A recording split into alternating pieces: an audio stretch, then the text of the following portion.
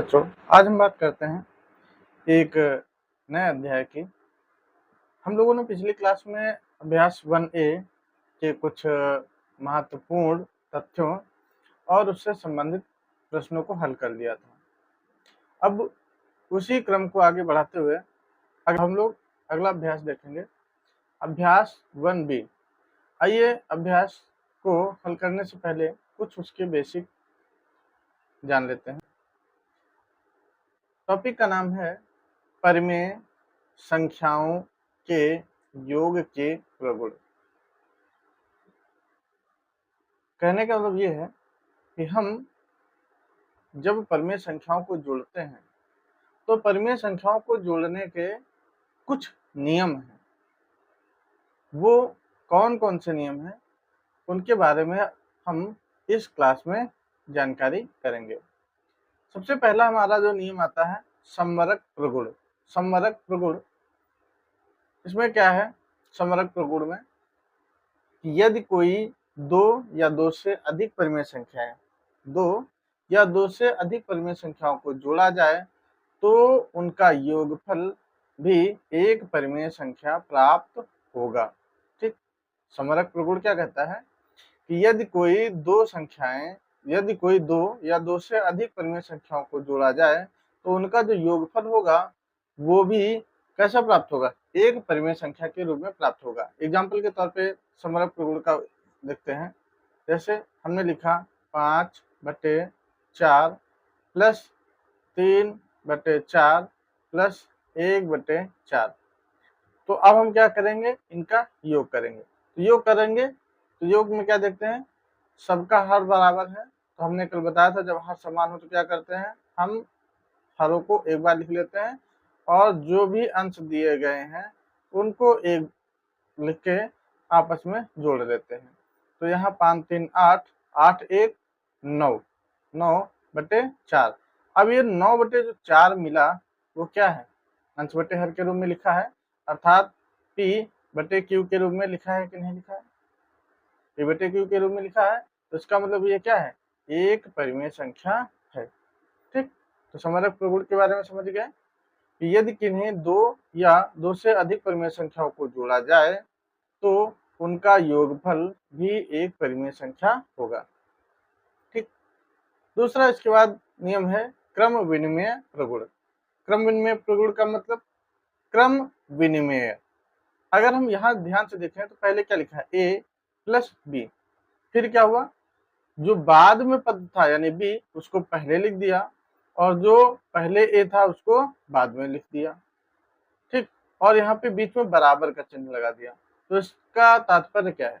इसका तात्पर्य ये है कि यदि कोई दो परिमेय संख्याएं जोड़ने में हम उनके क्रम बदल दें तो जोड़ने में क्रम किन्हीं दो परिमेय संख्याओं को जोड़ने के बाद यदि उनके क्रम आपस में बदल दिए जाएं तो उनका योगफल हमेशा बराबर रहता है। एग्जाम्पल के तौर पर जैसे इसको समझते हैं, जैसे मान लीजिए हम इसमें जोड़े 5/4 प्लस 6/4। ठीक, या हम ऐसे भी कह सकते हैं 6/4 पहले लिख दें और प्लस 5/4 बाद में लिख दें। तो अगर हम इन दोनों को जोड़ेंगे तो यदि इन दोनों को हम जोड़ेंगे तो क्या होगा? 5 और 6 कितना होगा? 11/4 बराबर में 6 5 11/4। ठीक, बात समझ में आई? यानी किन्हीं दो संख्याओं को यानी दो या दो से अधिक संख्याओं को अगर हम जोड़ रहे हैं और जोड़ते वक्त उनके क्रमों में कोई बदलाव कर दे यानी आगे की संख्या पीछे लिख दे, पीछे की संख्या को आगे लिख दे तो योग में कोई परिवर्तन नहीं होगा। ठीक, इसके बाद साहचर्य प्रगुण। साहचर्य प्रगुण में क्या है? साहचर्य प्रगुण का मतलब ये है कि मान लीजिए दो या दो से अधिक संख्याएं दी गई हैं। जैसे पहली संख्या दी गई 5 प्लस 6 प्लस 3। अब हम क्या करें? इन दो को चाहे पहले जोड़ लें, जैसे हमने इन दो को जोड़ा 5 प्लस 6 कितना हुआ? 11, बाद में 3 जोड़ा तो ये 11 3 कितना हुआ? 14। ठीक, अब इसी तरह से हम क्या करें? 5 प्लस 6 यही संख्या लिख रहे हैं और हमने क्या किया? लास्ट की दो संख्या है उनको पहले जोड़ लिया और ये बाद में, यानी 5 और प्लस 6 और 3 जोड़ दिया 9, और 9 5 जोड़ा कितना 14। ठीक, तो हमने क्या देखा, हमने पहले दो संख्याओं को एक साथ लेके हल किया, बाद में तीसरी संख्या को जोड़ा, और इसमें क्या किया, पहली संख्या को छोड़ के लास्ट की दोनों संख्याओं को आपस में जोड़ के बाद में उसमें पहली संख्या जोड़ा। तो दोनों को जब जोड़ा तो दोनों तरीकों से हमारा उत्तर कैसा आता है, बराबर आता है। ठीक, ये हमारा क्या है, साहचर्य नियम है, यानी साहचर्य प्रगुण, यानी जो परिमेय संख्याओं को अगर जोड़ा जाएगा, योग किया जाएगा, तो वो साहचर्य नियमों का पालन करते हैं। ठीक, आइए आगे चलते हैं, अब इन्हीं के बारे में डिटेल में जानकारी करते हैं। ठीक, जैसे समवरक प्रगुण, हमने इसके बारे में बताया कि परिमेय संख्याओं का योग फल एक परिमेय संख्या होता है, यानी दो या दो से अधिक परिमेय संख्याओं को यदि हम जोड़ेंगे तो उनका जो योग होगा वो भी परिमेय संख्या होगा। अब इस उदाहरण से हम और स्पष्ट करते हैं। जैसे यहाँ पे लिखा है 2/-15, फिर तथा की जगह पे योग करना है तो हम प्लस लगाएंगे, -9/10। ठीक, तो ये 2/-15 है, यहाँ पे हर माइनस का है, तो हम हर को क्या करेंगे, धनात्मक बनाएंगे। धनात्मक बनाने के लिए कल हमने बताया था क्या करेंगे, नीचे से जो माइनस चिन्ह है उसको हम ऊपर कर देंगे। ठीक, प्लस की संख्या, यहाँ पे बीच में प्लस का चिन्ह लगा है और यहाँ ऊपर माइनस है, तो असमान चिन्ह हो गए, और असमान चिन्हों का हमने गुणा बताया था कैसा होता है, ऋणात्मक होता है, 9/10। अब यहाँ पर देखेंगे क्या, दो परिमेय संख्या मिली और दोनों परिमेय संख्याओं को हमें क्या करना है, हल करना है। अब यहाँ पर हम क्या देख रहे हैं कि जो परिमेय संख्या दी गई है, पहली परिमेय संख्या का हर है 15 और दूसरी परिमेय संख्या का हर है 10। कहने का तो ये है दोनों जो परिमेय संख्याएं हैं उनके हर अलग अलग हैं, यानी हर समान नहीं है। तो हमने उसका तरीका बताया था कि जब हर समान ना हो तो हम उन संख्याओं को कैसे हल करते हैं। तो इसके लिए हम क्या करेंगे, जो परिमेय संख्या दी गई है उनके हरों का हम ले लेंगे लासा, यानी 15, 10 का लासा लेने पर। ठीक, तो जब लासा लेंगे तो कितना आ जाएगा, 15 और 10 का लासा लेना है, इसका जो लासा लेंगे तो इसका जो लासा आएगा वो आएगा कितना, 30।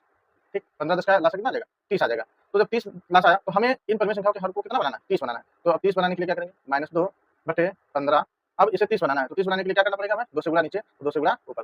फिर यहाँ पे चिन्ह कैसा था, माइनस था, तो यहाँ माइनस चिन्ह लगाएंगे, अगली संख्या लिखेंगे 9/10। अब 10 को हमें 30 बनाना है, तो 10 को 30 बनाने के लिए क्या करना पड़ेगा, 3 से गुणा, 3 से नीचे तो 3 से ऊपर गुणा। अब इसको सॉल्व कर लेते हैं, तो 2 का 2 से गुणा 4, तो आ जाएगा माइनस का 4/15 गुना 30, फिर माइनस 9 त्रिक 27/10 तिया 30। ठीक, अब इसको आगे हल करते हैं, दोनों के हल बराबर हो गए, तो जब हल बराबर हो जाते हैं तो हमने कहा था इनको हम लिख लेंगे एक बार, और अंशों को आपस में जो चिन्ह लगा होगा वो चिन्ह लगा के लिख लेंगे।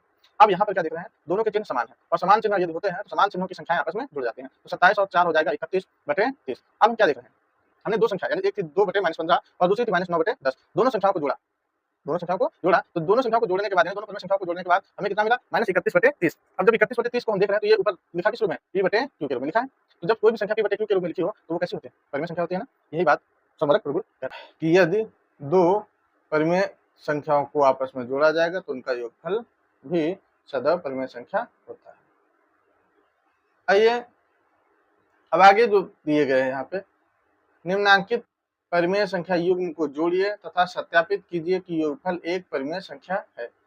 वही इनके हरों को लेकर, यानी इन सबको सॉल्व करना है, और सॉल्व करने के बाद आपको ये बताना है कि ये परिमेय संख्या है कि नहीं है। जैसे हमने पिछला एक क्वेश्चन बताया है वैसे ही करना है। अब अगला है क्रम विनिमय नियम। क्रम विनिमय यानी यदि परिमेय संख्याओं के क्रम को बदल के जोड़ा जाए तो क्या होगा। यहाँ क्या लिखा है कि दो परिमेय संख्याओं, यहाँ शाखाओं हो गया,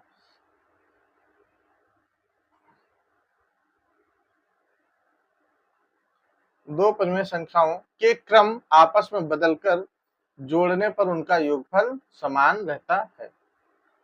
यदि p/q तथा r/s कोई भी दो परिमेय संख्याएं हैं तो, यानी p/q जोड़ा, दोनों संख्या थी, जोड़ने पर उन दोनों का जो योगफल होगा वो कैसा होगा, समान होगा। आइए इसके प्रश्नों को देखते हैं। यहाँ पे सवाल दिया गया है -5/6 फिर +2/7। दो अलग अलग सवाल दिए गए हैं और इनको क्या बोला गया है कि निम्नांकित में से प्रत्येक को एक परिमेय संख्या के रूप में व्यक्त कीजिए। तो इसको हल करके हम एक परिमेय संख्या के रूप में व्यक्त करते हैं पहले। तो कितना आएगा, ब्रैकेट खोलेंगे, -5/6 फिर 2/7। इनका लासा ले लेंगे तो लासा कितना आएगा, 7 और 6 का लासा आ जाएगा 42। ठीक, तो हमें हर में कितना बनाना है, 42। यहाँ पे क्या लिख देंगे, 6 व 7 का लासा कितना आएगा, ये आएगा 42। ठीक, तो 42 बनाने के लिए हमें क्या करना है, पहली संख्या हम लिखेंगे -5/6। तो 6 को हमें 42 बनाना है, तो उसके लिए इसमें किससे गुणा होगा, 7 से। 7 से नीचे गुणा कराएंगे तो 7 से ऊपर, फिर इसी तरह से प्लस 2/7। अब 7 को हमें 42 बनाना, तो क्या करना पड़ेगा, इसमें 6 से गुणा नीचे, तो 6 से गुणा ऊपर भी। ठीक, अब ये क्या आ जाएगा, -7 पना 35 बटे सछंग 42, फिर प्लस 6 दूना 12 बटे सछंग 42।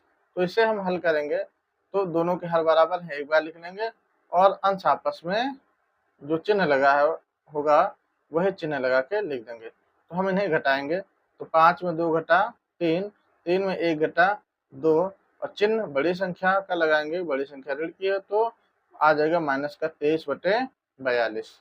ठीक, ये एक परिमेय संख्या के रूप में हमने व्यक्त कर दिया। इसी तरह से दूसरी संख्या जो दी गई है 2/7, फिर प्लस -5/6।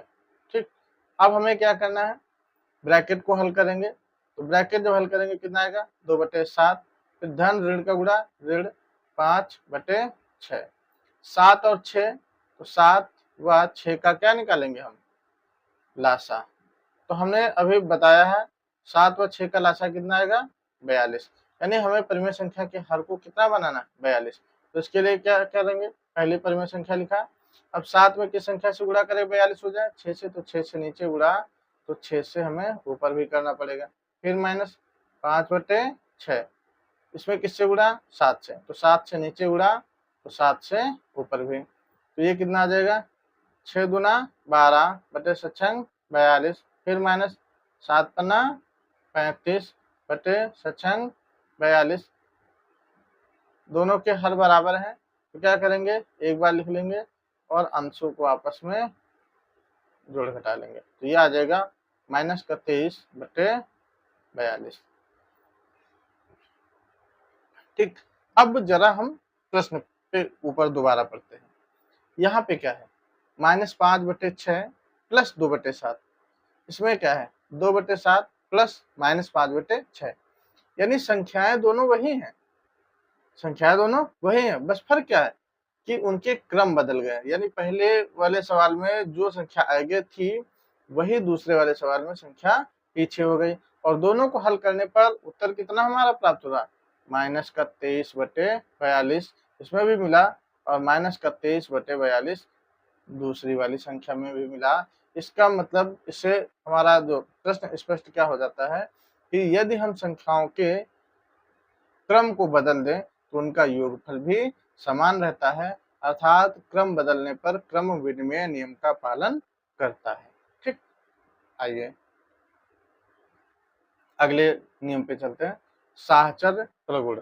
साहचर्य प्रगुण में हमने बताया क्या कि 3 परिमेय संख्याओं के जोड़ने के लिए पहली 2 परिमेय संख्याओं के योगफल में तीसरी संख्या जोड़े, ठीक, या फिर पहली संख्या अंतिम 2 संख्याओं के योगफल में जोड़े तो दोनों ही स्थितियों में योगफल समान होता है। कहने का मतलब यह है कि 3 यदि कोई संख्या दी जाए, कोई 3 परिमेय संख्या है, तो उन जो 3 संख्या दी जाएंगी, तो यदि हम उन 3 संख्याओं में से पहली 2 संख्याओं को एक साथ जोड़े और जो योगफल आए उसमें तीसरी संख्या जोड़ दें, तो जो योगफल आएगा वो, यदि हम लास्ट की दोनों संख्याओं को जोड़ के उसमें बाद में पहली संख्या जोड़े तो उसके बराबर ही आएगा। ठीक, आइए इसको हम देखते हैं। जैसे यहाँ पे सवाल अगर ध्यान से देखेंगे तो लिखा क्या है, -2/3, फिर ब्रैकेट बंद, फिर प्लस 3/4, फिर प्लस ब्रैकेट में है 1/-5। संख्याएं सेम वही हैं, बस फर्क क्या है, एक बार पहली 2 संख्याओं को एक बड़े ब्रैकेट में रखा गया है और बाद में ये लास्ट वाली संख्या तीसरी संख्या जोड़ी जा रही है, इसमें क्या पहली संख्या को अकेले रखा गया है और लास्ट की दोनों संख्याओं को बड़े ब्रैकेट में रखा गया है, और दोनों संख्याओं को हल करके हमें उत्तर देखना है कि क्या दोनों का योगफल यानी क्रम बदलने पर दोनों संख्याओं को या ये कह सकते हैं साहचर्य नियम का अगर प्रयोग किया जाए तो क्या वो नियम लगता है। आइए देखते हैं। यहाँ पे लिखा है -2/3 ब्रैकेट बंद, फिर +3/4 बड़ा ब्रैकेट बंद, फिर प्लस ब्रैकेट में 1/-5। ठीक, तो हल करते हैं। पहले तो सबसे छोटा कोष्ठक खोलते हैं, तो ये आ जाएगा -2/3 फिर +3/4 और बड़ा ब्रैकेट लगा देंगे। इसके बाद इधर हम ब्रैकेट चालू कर लेंगे, तो धन ऋण का गुणा ऋण 1/5। ठीक, क्योंकि असमान चिन्ह है, असमान चिन्हों का गुणा हमेशा ऋणात्मक होता है। अब इनको हल करते हैं, तो यहाँ पर क्या देखेंगे, दोनों के हर अलग अलग हैं, और हमने बताया जब हर अलग अलग होते हैं तो ऐसी स्थिति में हम लासा लेकर हल करते हैं। तो 4 और 3 का लासा लेंगे तो लासा आ जाएगा कितना, 12। तो 12 यानी पहली संख्या -2/3, इससे हमें हर को 12 बनाना है, तो 12 बनाने के लिए क्या करना पड़ेगा, इसमें किससे गुणा, 4 से गुणा, यानी 3 में 4 से गुणा करेंगे तो 12। तो यदि 4 से नीचे गुणा कराएंगे तो ऊपर भी कराना पड़ेगा, फिर +3/4। अब इस 4 में किस संख्या से गुणा करें कि 12 हो जाए, तो इसमें गुणा करना पड़ेगा हमें 3 से। 3 से नीचे गुणा तो 3 से ऊपर गुणा। अब बड़ा ब्रैकेट लगा देंगे और फिर यहाँ -1/5। अब इन्हें हल करेंगे तो -4 दूना 8 बटे 4 तिया 12, फिर +3 त्रिका 9 बटे 4 तिया 12। इसके बाद माइनस का 1/5। अब क्या देख रहे हैं, दोनों के हर बराबर है, तो दोनों के यदि हर बराबर है तो हरों को एक बार लिख लेंगे और अंश आपस में जोड़ लेंगे, तो 8 + 9। ठीक, 8 + 9 माइनस का 1/5। अब इसको हम जरा देखते हैं आगे क्या आएगा। 9 में से 8 घटा, 9 में से 8 घटेगा तो कितना बचेगा, 9 में से 8 घटाएंगे तो ये बचेगा हमारा 1/12, फिर -1/5 बचा। तो अब हम इन दोनों को हल करेंगे, तो इन दोनों को हल करने फिर हर अलग अलग है, तो 12 और 5 का लासा लेंगे, तो 12 और 5 का लासा कितना आ जाएगा, 60। तो 60 हमें पहली संख्या के हर को बनाना है, तो 60 बनाने के लिए 5 से गुणा नीचे, तो 5 से गुणा ऊपर, फिर माइनस दूसरी संख्या लिखिए, इसमें किस संख्या से, यानी इसके हर को हमें बनाना है 7, तो 12 से नीचे गुणा, तो 12 से ही ऊपर गुणा। तो अभी सेल करो, ये कितना आ जाएगा, 5 × 5 बटे 12 पंचे 60, फिर -12 × 12 बटे 12 पंचे 60। तो इसको हर बराबर है एक बार लिखेंगे और अंश आपस में घटा लेंगे, तो ये आ जाएगा 7 × 5 = 12 यानी -7 बटे 60। ठीक, ये तो था भी सिर्फ पहले सवाल को हल करने पर। इसी तरह से हम क्या करेंगे, दूसरे सवाल को यानी इसको हल करेंगे, तो ये -2/3, फिर प्लस यहाँ कितना 3/4 और प्लस 1/-5। अब बड़ा ब्रैकेट बंद। तो अब इससे हल करो, देखो जरा, तो -2/3 फिर प्लस इधर ब्रैकेट खोलेंगे तो कितना 3/4, फिर धन ऋण का गुणा ऋण 1/5। ठीक, ये आ जाएगा -2/3, फिर प्लस इधर दोनों का लासा लेके, अब हम थोड़ा डायरेक्ट कर रहे हैं, तो ये 4 पंचे 20 लासा आ जाएगा और तिरछा गुणा करा लेंगे यानी क्रॉस में गुणा कराएं, तो 5 का 3 से गुणा 5 तिया 15, -4 का 1 से गुणा 4 एकम 4। ठीक, तो ये आ जाएगा कितना, -2/3, फिर प्लस 15 में से 4 घटा कितना बचा, 11/20। अब 20 और 3 का लासा, तो 20 और 3 का लासा लेंगे, तो 20 3 का लासा आ जाएगा कितना, 60। तो इसका लासा आ गया 60। अब फिर वही क्रॉस में गुणा, तो 20 दूना 40, फिर प्लस 11 33। तो ये कितना आ गया, 40 में से 33 घटाओ, -7/60। अब हम क्या देख रहे हैं, पहली संख्या को हल करके हमें क्या मिला, -7/7। दूसरी संख्या को भी हल किया तो क्या मिला, -7/7।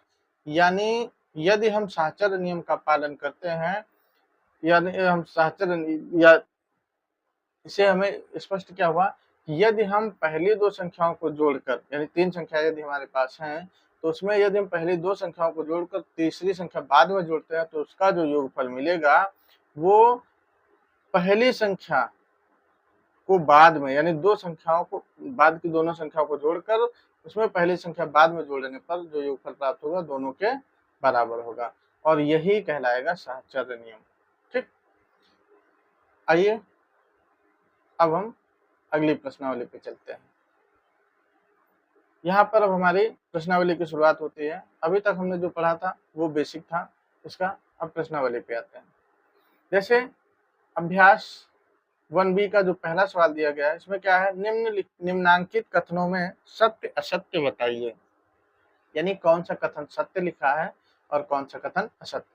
तो जैसे यहाँ पे लिखा -4/5 प्लस -4/5 बराबर -8/5। कहने का मतलब ये है कि यदि -4/5 फिर प्लस -4/5 को जोड़ा जाएगा तो उसका जो हल आएगा वो -8/5 आएगा। तो ये कथन सत्य है। अब कैसे सत्य है जरा देखते हैं। लिखा जैसे -4/5, फिर इस ब्रैकेट को हल करो तो धन ऋण का गुणा ऋण 4/5। अब दोनों के हर बराबर हैं, तो जब हर बराबर होते हैं तो क्या करते हैं, हम एक बार लिखते हैं और अंशों को आपस में जो चिन्ह लगा होगा वो चिन्ह लगा के लिख लेते हैं। तो कितना आएगा, 4×4 8/5। तो देखो हम बाएं पक्ष को हल कर रहे थे, बाएं पक्ष को हल करने के बाद हमें दायां पक्ष मिल गया, तो इसका मतलब ये कथन कैसा है, सत्य। ठीक, दूसरा सवाल यहाँ पे लिखा है -6/7 + 6, कह रहा परिमेय संख्या नहीं है। तो अब ये परिमेय संख्या है या नहीं, तो इसके लिए हमें इसे हल करना पड़ेगा। देखते हैं कैसे। -6/7 फिर प्लस यहाँ पे लिखा है 6, इसके नीचे कुछ नहीं लिखा है तो 1। हमने बताया था कि यदि कोई भी परिमेय संख्या लिखी हो और उसके हर में कुछ ना लिखा हो तो हमेशा उसके नीचे हम 1 मान के चलते हैं। आई बात समझ में। तो इस तरह से अगर जैसे 0 लिखा है तो क्या ये परिमेय संख्या है कि नहीं है पूछा जाएगा, तो ये परिमेय संख्या है। क्यों, क्योंकि यदि इसके नीचे कुछ नहीं होगा तो 1 जरूर माना जाएगा, 1 जरूर लिखा होता है। ठीक, तो वैसे ही इस संख्या के नीचे कुछ नहीं था तो हम इसमें कितना, इसके हर में कितना मानेंगे, 1। तो अब 7 और 1 हर अलग है, तो 7 और 1 का लासा लेंगे तो कितना आ जाएगा, 7। अब बस दो संख्याएं जब हो तो दो संख्याओं के लिए हमने बताया था क्रॉस मल्टीप्लाई रूल। तो इसमें कितना, -6 का 1 से गुणा -6, फिर प्लस 6 का 7 से गुणा 6×6 42। हल करो तो 42 में से 6 घटे कितना बचेगा, 36/7। अब ये जो 36/7 वो अंश बटे हर के रूप में लिखा है कि नहीं लिखा है, लिखा है ना। तो जब कोई भी संख्या अंश बटे हर के रूप में लिखी जा सके तो फिर उसे हम क्या कहेंगे, वो संख्या परिमेय संख्या है। और यहाँ सवाल में क्या कहा गया था, परिमेय संख्या नहीं है। तो इसका मतलब ये जो कथन लिखा गया है वो कैसा है, असत्य है। ठीक, अगला नंबर, दो परिमेय संख्याओं के जोड़ने का क्रम बदलने पर योगफल वही रहता है। ये कथन तो सत्य है। यदि हम दो संख्याओं के क्रम को बदल दें तो उनके क्रम को बदलने पर संख्याओं के योगफल में कोई भी अंतर नहीं पड़ता है। और ये नियम कौन सा है, योग का क्रम विनिमय नियम। हमने इसमें बताया था जैसे कि 5 में चाहे हम 6 जोड़ें तब भी उत्तर हमें 11 मिलेगा, या 6 में हम 5 जोड़े तब भी उत्तर 11 मिलेगा। यानी हम यदि अब यहाँ पर परिमेय संख्या बोला गया तो ये भी परिमेय संख्या ही है। कैसे, इनके नीचे कुछ नहीं लिखा तो हम 1 मान लेंगे। ठीक, और हर जब समान हो तो हम सिर्फ अंशों को जोड़ लेंगे और हर को एक बार वही लिख देंगे। आई बात समझ में। तो यदि हम परिमेय संख्याओं के कोई दो परिमेय संख्या दी जाए और उनके अगर हम क्रम को बदल कर योग करें तो उनका योगफल हमेशा बराबर आता है। इसके बाद अगला है, 3 परिमेय संख्याओं का योगफल परिमेय संख्या नहीं होता है। ये गलत है। कहने का मतलब ये क्या कह रहा है, कि यदि हम 3 संख्याओं को जोड़ेंगे तो उनका योगफल परिमेय संख्या नहीं होगा। गलत है। ये सबसे पहला नियम समवरक प्रगुण। और समवरक प्रगुण में हमने बताया था कि यदि हम संख्याओं को जोड़ेंगे तो संख्याओं को जोड़ने पर यदि परिमेय संख्याएं हैं और उनको जोड़ा जाएगा तो उनका जो योगफल होगा वो भी सदैव परिमेय संख्या ही होता है। ठीक, आइए अब अगले प्रश्न पे चलते हैं। अगला प्रश्न है हमारा 2 नंबर क्वेश्चन। इसमें ये बताया गया निम्नलिखित परिमेय संख्याओं को जोड़कर बताइए कि योगफल परिमेय संख्या है अथवा नहीं। क्या करना है हमें, ये जो संख्याएं दी गई हैं इन्हें जोड़ना है और जोड़ने के बाद इनके योगफल को देखना है कि वो परिमेय संख्या है या नहीं। तो जोड़ेंगे और जोड़ने के बाद यदि जो योगफल है वो अंश बटे हर के रूप में आता है तो परिमेय संख्या है, और यदि योगफल अंश बटे हर के रूप में नहीं आता है तो वो परिमेय संख्या नहीं होगा। ठीक, जैसे एग्जाम्पल के तौर पे लिखा है पहला सवाल -3/4 और की जगह पे हम क्या लगाएंगे प्लस, फिर 3, इसके नीचे कुछ नहीं है तो हम क्या मान लेंगे 1। तो यहाँ क्या आ जाएगा -3/4 फिर प्लस 3/1, कुछ नहीं था हर में तो हमने 1 माना था, और अब इनका ले लेंगे लासा तो 4 और 1 का लासा 4 आ जाएगा। अब क्रॉस मल्टीप्लाई यानी -3 और 4 3 12। ठीक, तो ये अब 12 में से 3 घटाओ कितना बचेगा 9, प्लस का 9 बचेगा 9/4। तो अब जो 9/4 है वो P/Q के रूप में है, P/Q के रूप में है, P/Q के रूप में है तो इसका मतलब क्या है परिमेय संख्या है। ठीक, इसी तरह से इसका जो दूसरा क्वेश्चन है वो अब तुम लोग खुद लगाओगे अपने मन से। ऐसे ही इसको भी जोड़ना है और देखना क्या है, यदि अंश बटे हर के रूप में आता है तो परिमेय संख्या का ये परिमेय संख्या है, और यदि अंश बटे हर के रूप में उत्तर नहीं आता है तो फिर परिमेय संख्या नहीं होगी। अब क्वेश्चन नंबर 3। क्वेश्चन नंबर 3 में क्या बोला गया, दोनों पक्षों को हल करके सत्यापित कीजिए। सत्यापित का मतलब यहाँ पर ये देखिए कि जो हम लोगों ने प्रगुण पढ़े उन तीनों में से क्या कोई लगता है यहाँ पे।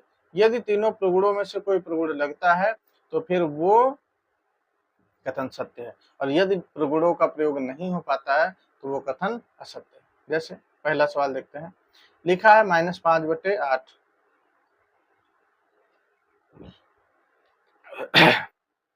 फिर प्लस धन ऋण का गुणा ऋण 9/13। इसी तरह से दूसरी तरफ देखेंगे तो यहाँ क्या लिखा -9/13 धन ऋण का गुणा ऋण 5/8। अगर अब हम ध्यान से देखें तो ये कौन सा है, कौन सा प्रगुण लिखा हुआ है, बिल्कुल सही क्रम विनिमय प्रगुण। कैसे पहचानेंगे, कैसे पहचाना, पहली संख्या वो आखिरी में लिखी है और आखिरी वाली संख्या वो पहले लिखी है। बात समझ में आई। तो अब हमें सिर्फ योग देखना है, और क्रम विनिमय प्रगुण में हमने बताया था कि योगफल सदैव बराबर रहता है। ठीक, तो अब इस पे हम सत्यापित करते हैं। तो -5/8 फिर -9/13 बराबर -9/13 -5/8।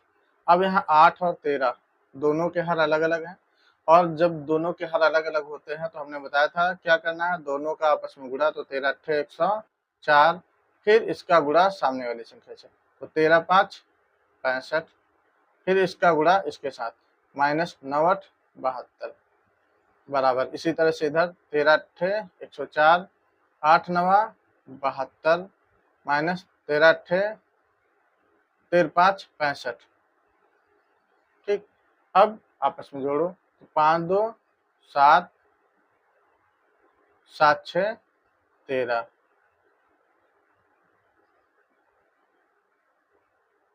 137/104 और चिन्ह माइनस, फिर बराबर में इधर -137/104।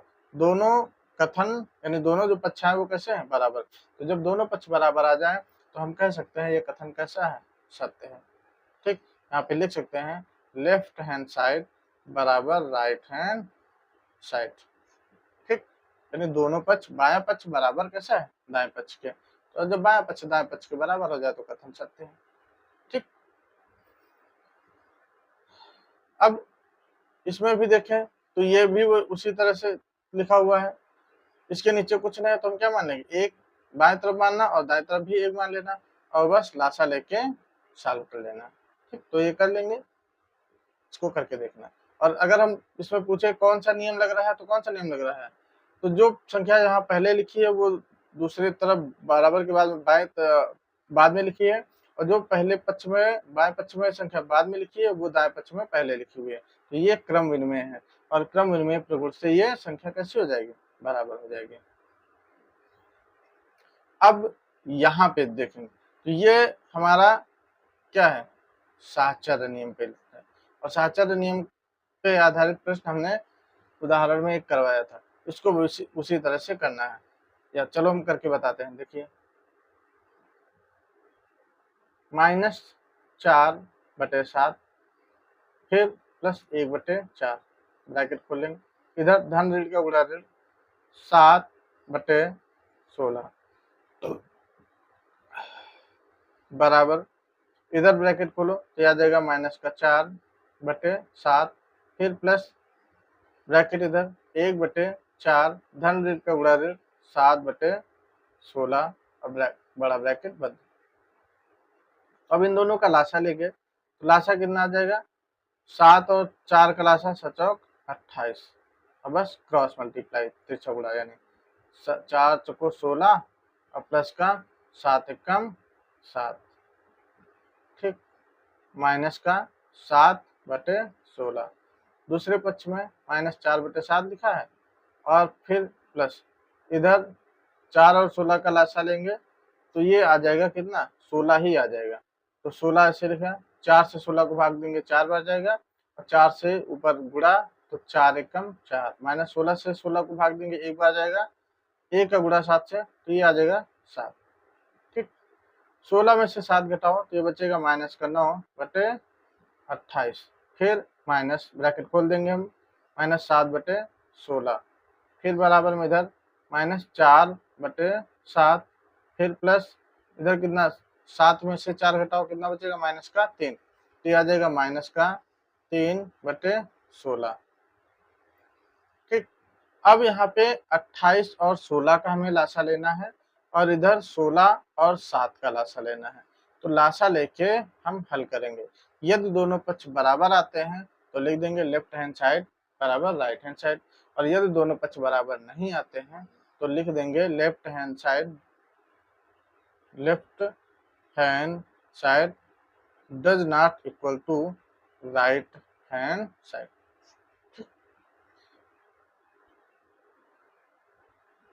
तो इस तरह से इस अध्याय के हम प्रश्न कर लेंगे, और बाकी के प्रश्नों को हम कल देखेंगे, अगली क्लास में देखेंगे।